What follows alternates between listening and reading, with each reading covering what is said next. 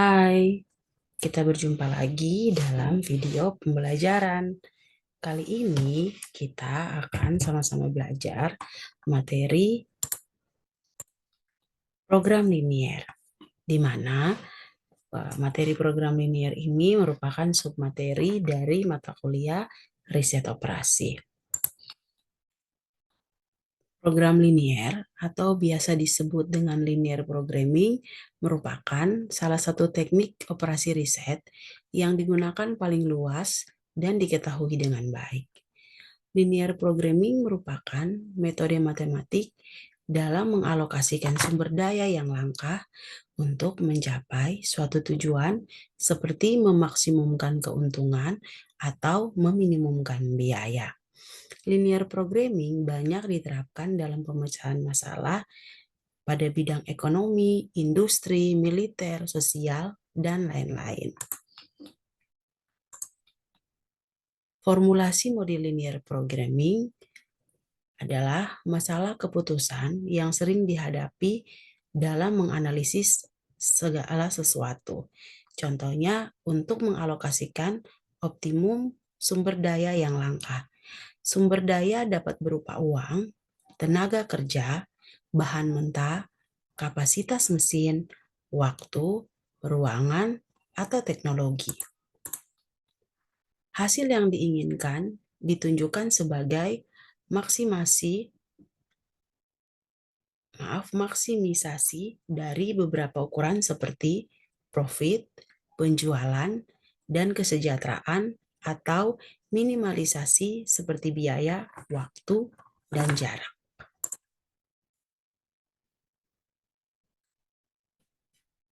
Dalam linear programming ini dibutuhkan kemampuan untuk memformulasikan ke dalam model matematik. Ada 3 tahap memformulasikan model matematik, yaitu yang pertama, kita menentukan variabel keputusan dan menyatakan ke dalam simbol matematik. Yang kedua, kita membentuk fungsi tujuan yang ditunjukkan sebagai suatu hubungan linier dari variabel keputusan. Dan yang ketiga, menentukan semua kendala masalah tersebut dan mengekspresikan dalam persamaan atau pertidaksamaan yang juga merupakan hubungan linier dari variabel keputusan yang mencerminkan keterbatasan sumber daya masalah tersebut.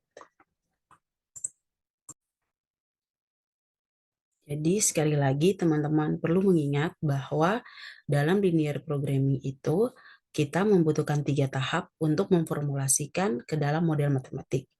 Saya ulangi lagi, yang pertama kita menentukan variabel keputusan, yang kedua kita membentuk fungsi tujuan, dan yang ketiga kita menentukan sebuah kendala masalah tersebut dan mengekspresikan persamaan dalam persamaan atau pertidaksamaan.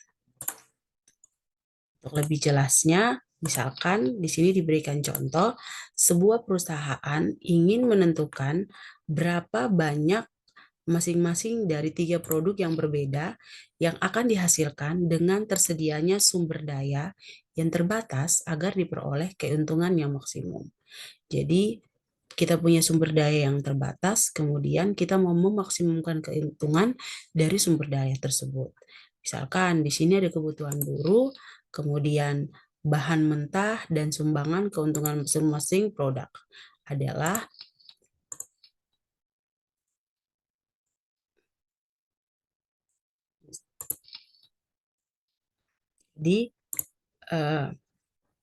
misalkan di sini kebutuhan sumber daya ada produk 1, produk 2, dan juga produk 3. Misalkan produk 1 kebutuhan sumber daya untuk buruh dihitung per jam dalam unit.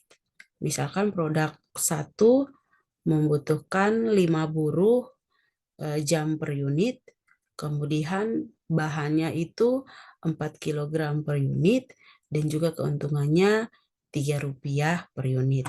Bisa kita nyatakan dalam 3.000, 30.000, tergantung kita mendefinisinya. Begitu juga dengan produk kedua, misalkan membutuhkan 2 buruh kemudian 6 kg bahan, dan juga 5.000 atau Rp5 per unit. Dan juga produk yang ketiga, ini membutuhkan 4 buruh, kemudian 3 bahan atau 3 kg bahan per unit, dan juga Rp2 per unit. Nah, dari contoh ini, kita akan mengekspresikan ke dalam model matematik. Di samping itu tersedia 240 jam kerja dan bahan mentah sebanyak 400 kg. Masalahnya adalah, atau tujuannya adalah, kita ingin menentukan jumlah masing-masing produk agar keuntungannya menjadi maksimum. Nah, dari permasalahan yang ada, kita merumuskan masalah dalam model matematika. Yang pertama, kita menentukan variabel keputusan. Nah, variabel keputusan ini kita punya ada 3, yaitu X1 menyatakan jumlah produk 1, X2 menyatakan jumlah produk 2, X3 menyatakan jumlah produk 3. Fungsi tujuannya apa? Fungsi tujuannya adalah, tujuan dari masalah kombinasi produk adalah untuk memaksimumkan keuntungan total. Keuntungan total adalah jumlah keuntungan masing-masing produk. Jadi bisa kita tuliskan seperti ini, teman-teman. Keuntungan produk 1 itu adalah 3X1. 3X1 ini didapat dari mana, teman-teman? Kita kembali lagi ke slide sebelumnya.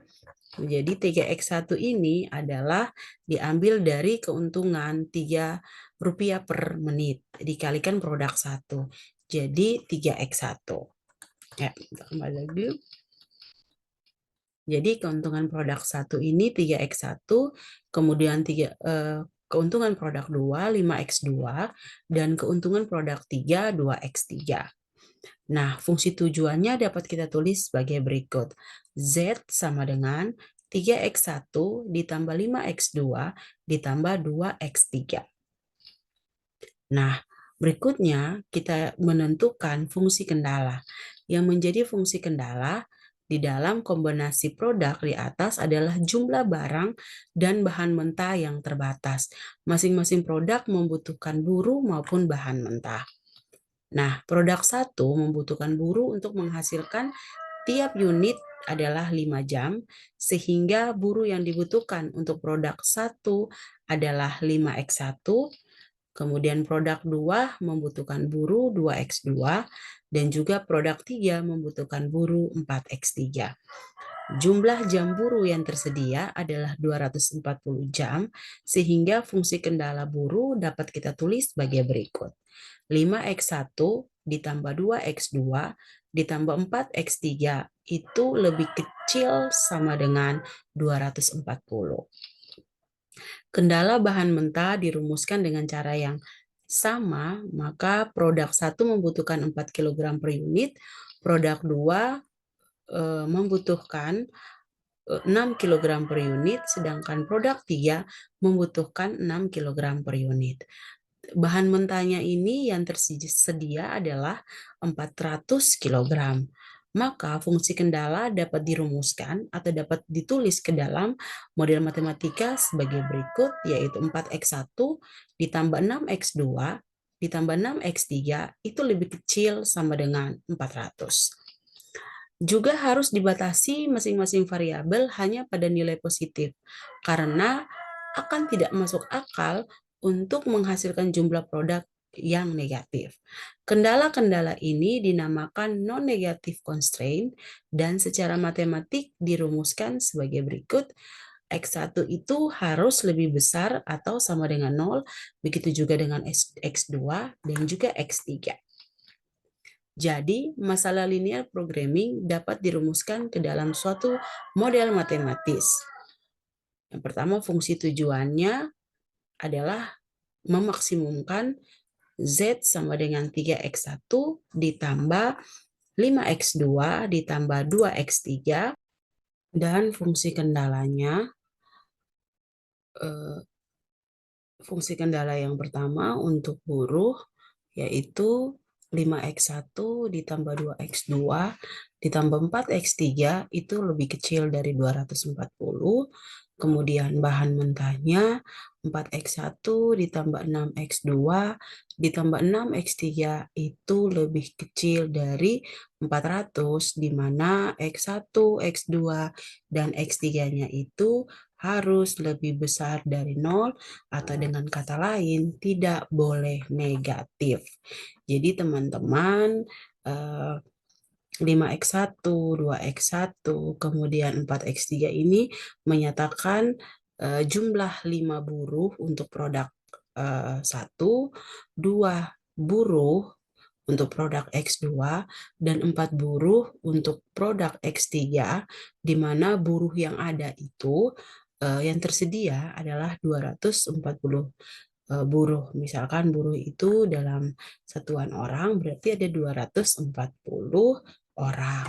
Kemudian bahan mentahnya tadi dalam kilogram. Jadi bahan mentah untuk produk 1 itu 4x1, kemudian produk 2-nya 6 kilogram, produk 3-nya 6 kilogram, dan semuanya ini lebih kecil dari lebih kecil sama dengan 400. Artinya 400 ini merupakan bahan mentah yang tersedia. Dan saya ulangi lagi bahwa X1 atau produk 1, produk 2, produk 3 itu tidak boleh negatif. Ya, berikutnya saya akan membahas lagi contoh nomor 2. Jadi di sini saya memberikan 4 contoh, kemudian untuk yang kelima itu kita jadikan tugas. Jadi teman-teman silakan memperhatikan contoh 1 sampai contoh 4, kemudian mengerjakan soal pada contoh 5. Ya, misalkan contoh yang kedua, perusahaan sepatu ideal membuat 2 macam sepatu. Yang pertama yaitu merek 1 dengan sol dari karet dan merek 2 dengan sol dari kulit. Untuk membuat sepatu-sepatu tersebut, perusahaan memiliki 3 macam mesin. Mesin 1 khusus untuk membuat sol dari karet, mesin 2 khusus untuk membuat sol dari kulit, dan mesin yang ketiga membuat bagian atas sepatu dan melakukan assembling bagian atas dengan sol.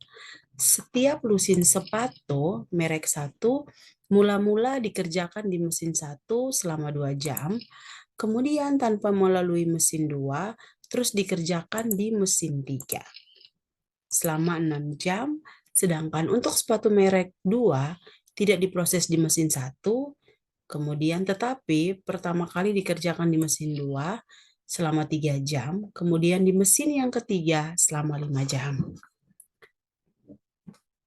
Jam kerja maksimum setiap hari untuk mesin 1 itu adalah 8 jam, mesin 2 adalah 15 jam, dan mesin 3 adalah 30 jam.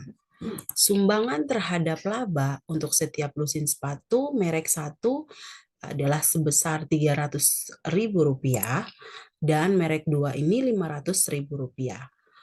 Yang menjadi masalahnya adalah bagaimana kita menentukan berapa lusin sebaiknya sepatu merek 1 dan merek 2 yang dihasilkan atau dibuat agar bisa memaksimumkan laba. Nah, dari pernyataan di atas, kita akan merubahnya ke dalam bentuk matematika. Yang pertama, saya ingat kembali, kita menentukan fungsi variabel keputusannya. Yang kedua, kita menentukan fungsi tujuannya. Dan yang ketiga, kita menentukan fungsi kendalanya. Nah, variabel keputusan dari yang sudah pernyataan untuk contoh soal nomor 2, kita tahu bahwa variabel keputusannya adalah X1 itu menyatakan jumlah produksi sepatu merek 1 yang akan dibuat setiap hari. X2 menyatakan jumlah produksi sepatu merek 2 yang akan dibuat per hari. Dan kemudian Z atau fungsi tujuannya itu menyatakan jumlah sumbangan laba total untuk sepatu merek 1 dan sepatu merek 2. Nah, ini kalau digambarkan ke dalam bentuk tabel. Jadi tadi kita punya sumber daya mesin itu ada mesin 1, mesin 2, dan mesin 3. Untuk sepatu ada terdiri dari sepatu merek 1 dan sepatu merek 2. Sepatu merek 1 ini tadi dari pernyataannya bahwa membutuhkan itu atau melalui pengerjaan pada mesin 1 itu 2 jam, kemudian tidak melalui mesin 2 dan langsung kepada mesin 3. Mesin 3 ini membutuhkan waktu 6 jam. Begitu juga dengan sepatu merek 2, yaitu untuk mesin 1 tidak digunakan, kemudian untuk mesin 2 menggunakan waktu 3 jam dan mesin 3 membutuhkan waktu 5 jam. Kapasitas maksimum dari masing-masing mesin itu, mesin 1 kapasitas maksimumnya 8 jam, mesin 2 15 jam, kemudian mesin 3 itu 30 jam. Nah, laba dari masing-masing merek sepatu ini, untuk sepatu merek 1 adalah Rp300.000, sedangkan merek 2 Rp500.000. Nah, dari sini kita dapat membentuk fungsi tujuannya, yaitu kita memaksimumkan 300.000 X1 ditambah 500.000 X2. Karena kita tahu bahwa tujuannya adalah jumlahan keuntungan atau sumbangan keuntungan dari kedua merek sepatu. Nah, fungsi kendalanya sebagai berikut. Tadi kita punya mesin 1, 2x1 ditambah 0 itu lebih kecil dari 8. Kemudian mesin 2, 3x2 lebih kecil dari 15. Kemudian 6x1 ditambah 5x2 lebih kecil dari 30. X1, X2 itu lebih besar dari 0 atau bilangan positif. Nah, berikutnya contoh yang ketiga. Jadi teman-teman untuk lebih memahami, teman-teman bisa mengulang-ulang kembali contoh-contoh soal agar bisa mengerjakan tugas atau mengerjakan contoh soal lain yang diberikan. Berikutnya adalah contoh soal ketiga. Jadi ini untuk menjaga kesehatan, pernyataannya seperti ini. Untuk menjaga kesehatan, seorang harus memenuhi kebutuhan minimum per hari akan beberapa zat makanan. Misalnya hanya ada 3 zat makanan yang dibutuhkan, yaitu kalsium, protein, dan vitamin A. Makanan seseorang hanya terdiri dari 3 jenis, yaitu 1, 2, dan 3, yang harga zat-zat yang terkandung di dalamnya dan kebutuhan minimum per hari akan zat-zat makanan tersebut ditunjukkan pada tabel berikut ini. Jadi tadi kita tahu bahwa kandungan zatnya ada 3, yaitu kalsium, protein, dan vitamin. Berikutnya makanan, ada makanan 1, ada makanan 2, ada makanan 3. Kebutuhan minimumnya yaitu 8, 10, dan 22. Nah, ini kalsium untuk makanan 1, 5, kalsium untuk makanan 2, 1, sedangkan makanan 3, 0. Berikutnya protein untuk makanan 2, makanan 1, 2, makanan 2, 2, kemudian makanan 3, 1. Begitu juga dengan cara yang sama kita mengekspresikan untuk kandungan zat vitamin. Nah, harga per unit atau kebutuhan dari setiap unit makanan itu adalah 0,5, 0,8, dan juga 0,6.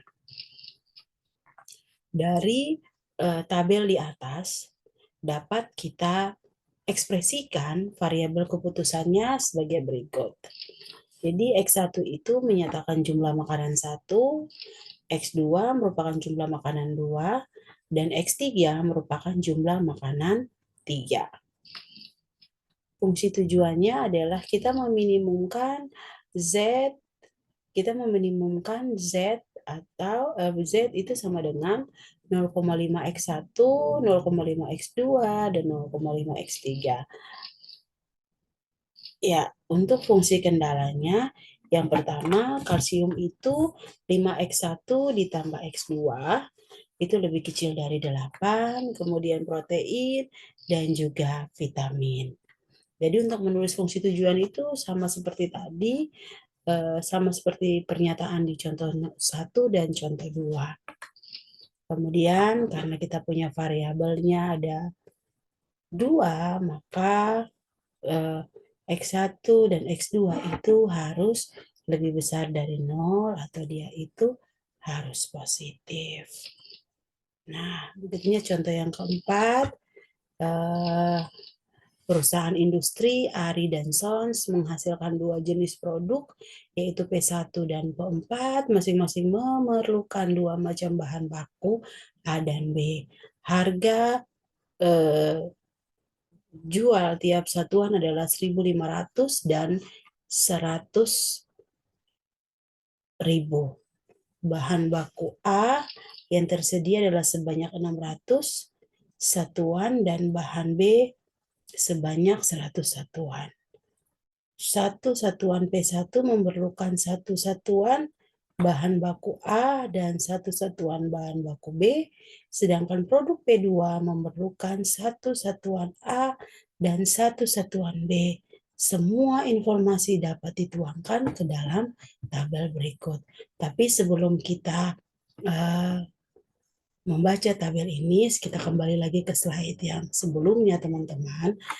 Saya mau sedikit menjelaskan tentang fungsi kendala pada contoh soal nomor 3. Tadi kalau contoh soal nomor 2, 1 dan 2 untuk pertidaksamaannya itu lebih kecil sama dengan teman-teman. Jadi saya tadi lupa keliru menyebutkan fungsi tujuan. Tadi kalau kita menggunakan fungsi tujuan untuk memaksimumkan teman-teman, maka fungsi tujuannya akan seperti ini.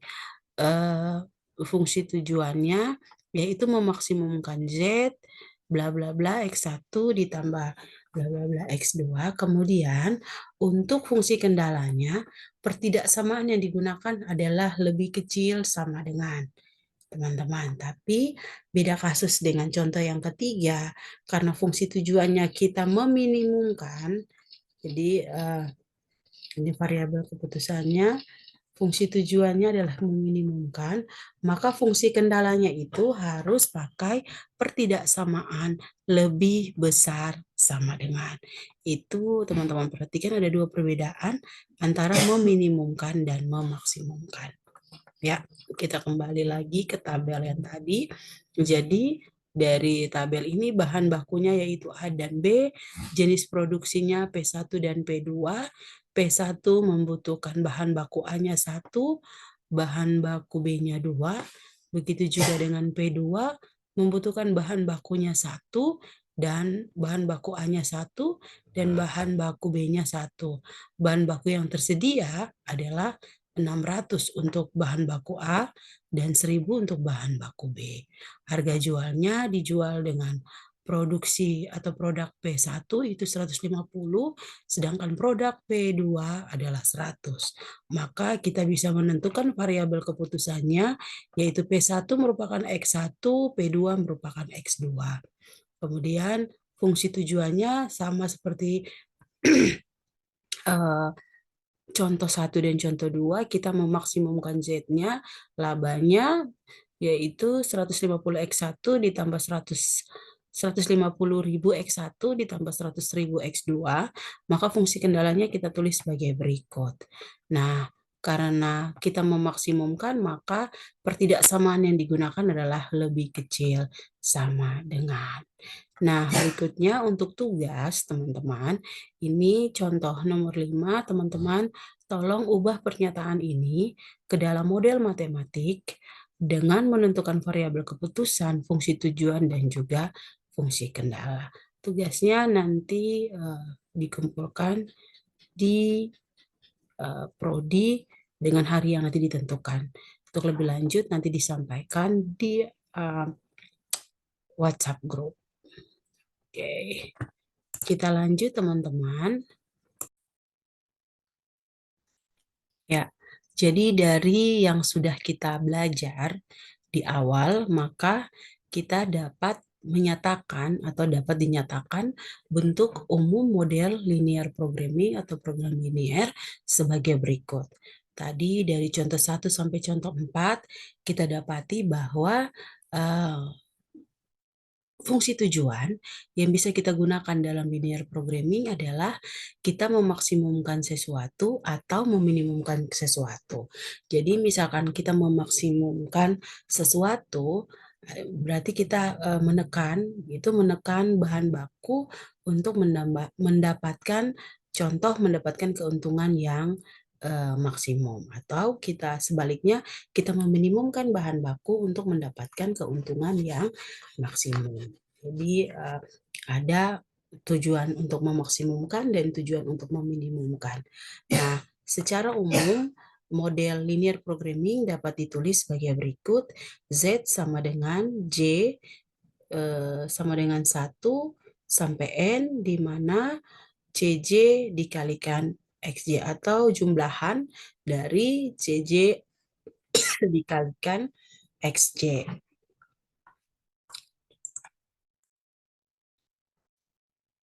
Dengan syarat AIJ dikalikan XJ itu menggunakan tanda lebih kecil sama dengan, dan lebih besar sama dengan dikalikan dengan BI.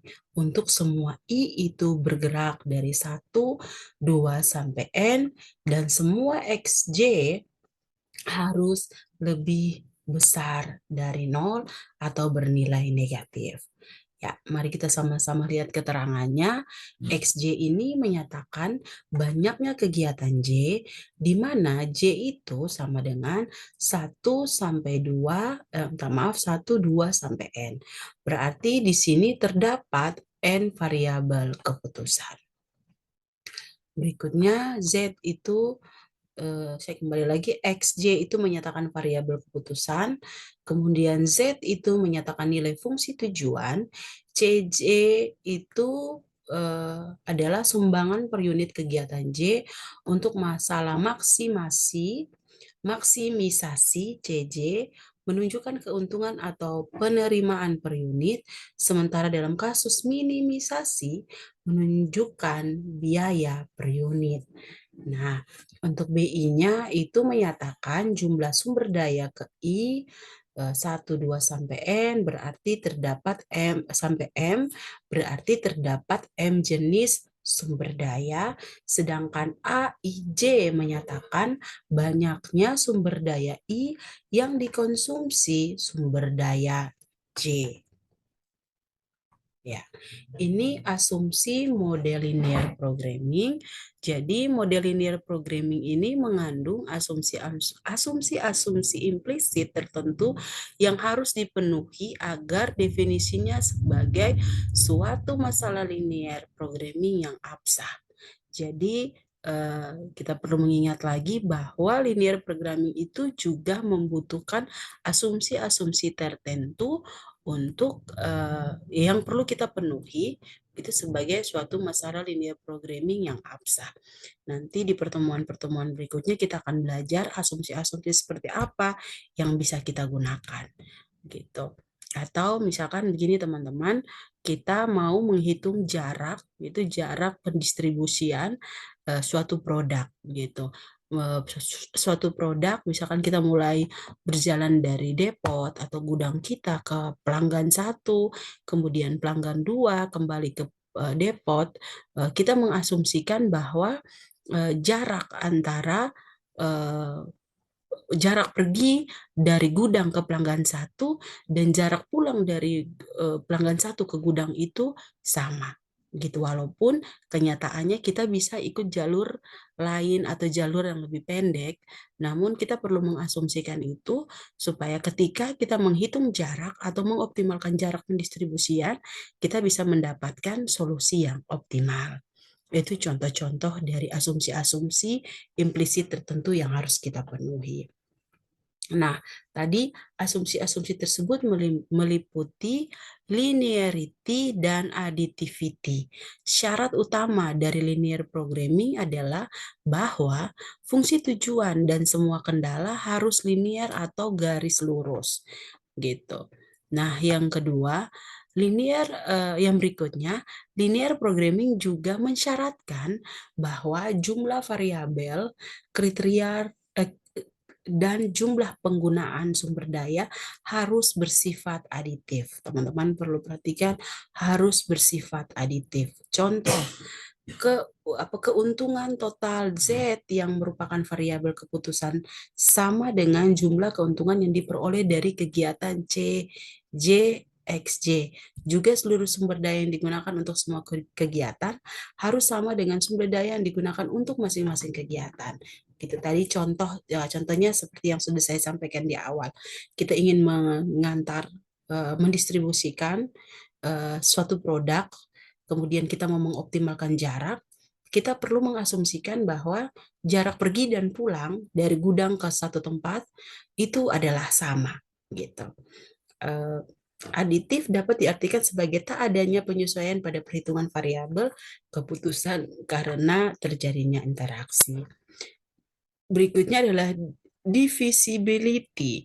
Nah, asumsi ini berarti bahwa nilai solusi yang diperoleh XJ atau tadi variabel keputusan tidak harus berupa bilangan bulat. Ini berarti nilai XJ dapat terjadi pada nilai pecahan manapun karena nilai variabel keputusan merupakan variabel kontinu sebagai lawan dari variabel diskrit atau bilangan bulat.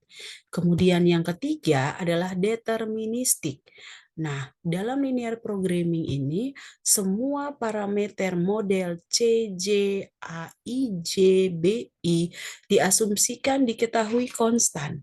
Nah, linear programming secara tak langsung mengasumsikan suatu masalah keputusan dalam suatu kerangka statis di mana semua parameter diketahui dengan kepastian atau diketahui dengan pasti. Nah, padahal dalam kenyataannya parameter model jarang bersifat deterministik karena mereka mencerminkan kondisi masa depan maupun sekarang dan keadaan masa depan jarang diketahui dengan pasti. Ada beberapa cara untuk mengatasi ketidakpastian dalam metode atau model linear programming, yaitu dengan menggunakan analisis sensitivitas. Analisis sensitivitas ini adalah suatu teknik yang dikembangkan untuk menguji nilai solusi bagaimana kepekaan terhadap perubahan parameter. Ya, teman-teman, demikian materi tentang program linear. Untuk mengetahui lebih jelas lagi dengan analisis sensitivitas, kita akan bahas pada video selanjutnya. Nah, silakan teman-teman kembali menyaksikan video ini dari awal sampai akhir. Di tengah video saya menyisipkan tugas, silakan teman-teman selesaikan. Jika teman-teman memiliki pertanyaan atau teman-teman memiliki masukan dan sebagainya, teman-teman bisa sampaikan pada kolom komentar. Ya, sekian dan terima kasih. See you next video.